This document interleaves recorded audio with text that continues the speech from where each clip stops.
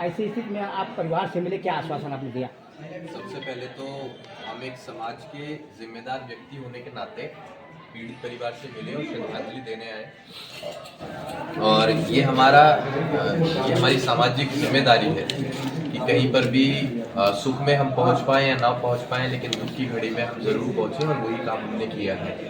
हम यहाँ कोई भीड़ जुटाकर राजनीति करने नहीं आए हैं, यहाँ हम परिवार का साहस बनाए रखने के लिए आए हैं, उनको बताने आए हैं कि हम आपके साथ हर लड़ाई में हैं। और इन्हें भरोसा दिलाया है हमने कि इन्होंने बताया कि विद्यालय चलाने में भी कोई परेशानी कल को हो सकती है, दबाव बनाया जाता है, तो हम ये बता देना चाहते हैं कि आप लोग जिस तरीके से विद्यालय चला रहे थे आप वैसे ही चलाइए, आपको किसी भी प्रकार की कोई परेशानी नहीं होगी। अगर होती है तो हम कल को भी आएंगे।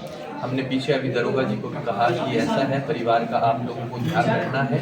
अगर हमें ये सुनने में आता है कि आप लोग न्याय दिलाने में असमर्थ रहे या फिर आपने पीड़ित परिवार की बातें नहीं सुनी, ना ही अच्छे से गौर किया, तो फिर हम खुद कप्तान साहब से बात करेंगे और फिर हम क्या करेंगे वो बाकी वक्त बताएगा। लेकिन इस दुख की घड़ी में प्रशासन को भी सहयोग करना है और जितने भी जिम्मेदार समाज के लोग हैं जो यहाँ आए हुए हैं उन्हें भी पीड़ित परिवार का सहयोग करना चल रहा है। आप नहीं जान पाएंगे। जिसकी हत्या हुई है उनके छोटे छोटे बच्चे हैं, ऐसे में आर्थिक सहायता के बारे में आप क्या करेंगे? पीड़ित परिवार ने जो बात रखी है, सबसे पहले तो ये सरकार की भी जिम्मेदारी होनी चाहिए कि भरण पोषण करने वाला, पालन पोषण करने वाला अगर कोई एक व्यक्ति था तो उनके जाने के बाद परिवार कैसे सरवाइव करेगा। तो इस सर्कमस्टांसेस को, सिचुएशन को सोचते हुए सरकार को आर्थिक सहायता तो देनी ही चाहिए। उसके अलावा उनकी जो बीवी है वो पढ़ी लिखी है, उन्हें भी एक सरकारी नौकरी जरूर देनी चाहिए जिससे कि आगे वो परिवार का पालन पोषण अच्छे से कर पाए।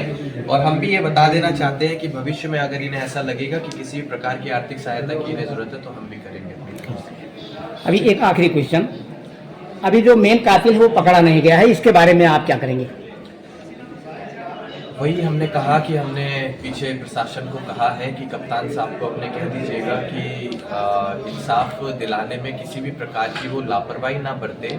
अगर ऐसा कुछ होता है तो हम फिर आएंगे और अगली बार जब हम आएंगे तो बहुत तरीके से आएंगे।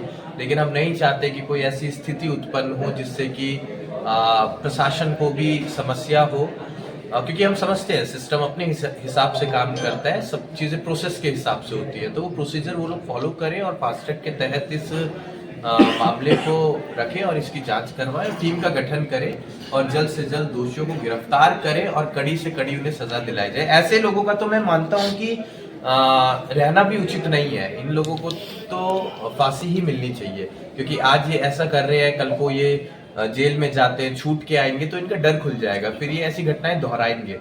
और ये घटनाएं ना दोहराई जाए उसके लिए जरूरी है कि इन्हें फिर खत्म ही कर दिया जाए, जड़ से ही मिटा दिया जाए।